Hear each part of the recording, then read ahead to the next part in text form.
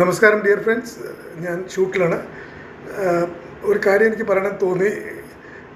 ഈ നമ്മളുടെ ഫേസ്ബുക്കിലായാലും ഇൻസ്റ്റയിലും ഒക്കെ പൊതുവെ നമ്മൾ എന്തെങ്കിലും വീഡിയോസ് ചെയ്ത് ഇടുമ്പോൾ ചിലവർ നെഗറ്റീവ് കമൻറ്റ്സ് ആയിട്ട് വരാറുണ്ട്.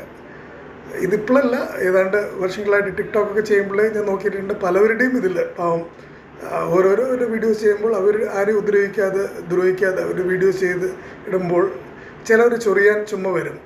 അവരൊരു വീഡിയോസ് ചെയ്യുകയില്ല, ചിലപ്പോൾ കഴിവ് പോലും കാണില്ല. നോക്കിയാൽ അവരുടെ ഫോളോയിങ് ഒരു 1-2 പേര് ചിലപ്പോൾ കാണും. അത് ലോക്ക് ചെയ്ത് വെച്ചിട്ടുണ്ടാവും.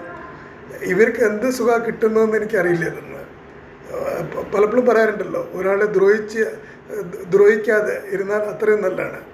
അവർ പ്രോത്സാഹിപ്പിക്കുക ഒന്നും ചെയ്തില്ലെങ്കിൽ കുഴപ്പമില്ല, ദ്രോഹിക്കാതിരിക്കുക, അതാണ് ചെയ്യേണ്ടത്.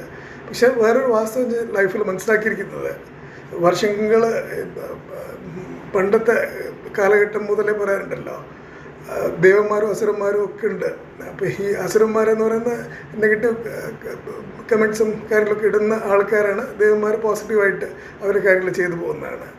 അത് പണ്ടേ ഉള്ളതാണ്, അത് ആരെയും മാറ്റാൻ പറ്റില്ല. ഇവർ അസുരഗണത്തിൽപ്പെട്ട ചില ആൾക്കാരായിരിക്കണം. അതുകൊണ്ടായിരിക്കും അവരുടെ മനസ്സിൽ അങ്ങനെയൊക്കെ തോന്നി ബാക്കിയുള്ളവരെ ദ്രോഹിക്കാനും എന്തെങ്കിലും അതിൽ നിന്ന് അവർക്ക് സന്തോഷം കിട്ടുന്നുണ്ടെങ്കിൽ ഇങ്ങനെയൊക്കെ ചെയ്യാറുള്ളത്. പക്ഷെ എനിക്ക് ഒരു സംഭവം നിങ്ങൾ ഇടുന്നത് നെഗറ്റീവ്സ് ആയിട്ട് ഇടുന്നത് ഞാനൊന്നും ഇത് വകവയ്ക്കാൻ പോലുമില്ല. ചിലപ്പോൾ അറിയാതെ നമ്മളൊരു കമൻറ്റ്സ് തിരിച്ചിടാം, പലതും പറയണമെന്നുണ്ട്.